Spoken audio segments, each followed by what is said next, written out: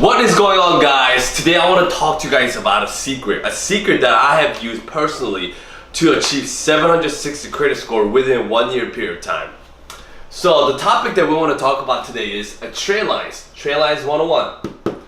So when it comes to trade lines, we can talk about authorized user and primary accounts. So you might be wondering, what is authorized user, right? So authorized user is pretty much saying, pretty much what it is you are getting added under other person's credit profile, right? So I was actually fortunate enough to get it added under my friend's credit profile. To talk about his credit profile, he has about 780 credit scores, and he's had a credit history worth probably for like 15 years. So because I got added as an authorized user, I was able to adapt all of his credit card payment history, his utilization, and his credit, his mixed credit basically, and basically all of his credit profile within that account. So which is very important, because especially when you're building credit, it is very hard. And not necessarily it's hard, it takes a gradual amount of time for you to increase your credit score, because your credit scores will not just go up. They have to look at your profile and see which one actually will benefit to increase your credit score. So and getting yourself as an authorized user is definitely very, very important. So I'll tell you guys a story. So right now we have a client, and when he got first introduced to us, his credit score was 670, and we were able to fix his inquiries, his late payments, and also we were able to add him into our other authorized user part. So because of that, he was able to achieve 720 credit scores within just 2 months period of time, which is obviously very, very significant, just under two months period of time. So that's another, that is a way that you can actually increase your credit score. And also we want to talk about another thing, basically a primary account. So what does it mean by primary account? So you might be wondering, is it like the primary account and this is secondary account? I mean, yeah, technically it is true. Basically what it is, primary account is accounts that you own, right? It's under your legal name.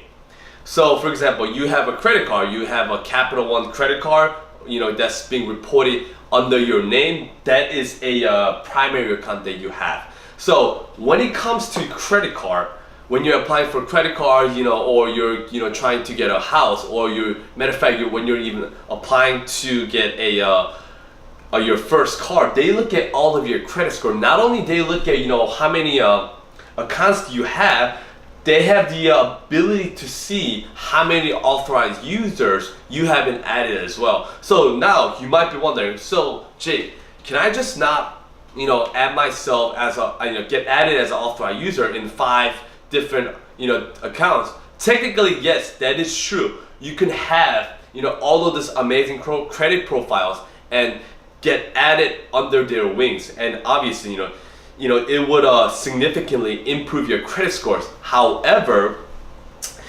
under your credit profile, it would only show as authorized user. And I know a lot of banks, some banks don't care, but when it comes, there's a particular banks, they do care about just being added as an authorized user. So there are a secret that we actually implement in our life conspiracy. We actually sell authorized user spot and primary account spot as well. So being able to utilize authorized user and primary account user account, now you can actually have significant amount of power as compared to just getting added as an authorized user.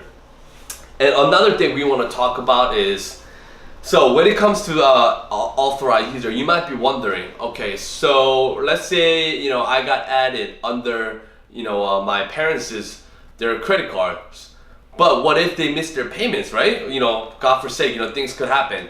What would happen is, if they miss their payment and if their credit score drop, it will also drop on my credit score as well, because I am basically reflecting all of their all of their credit profile, all of their payment history, and all that into mine.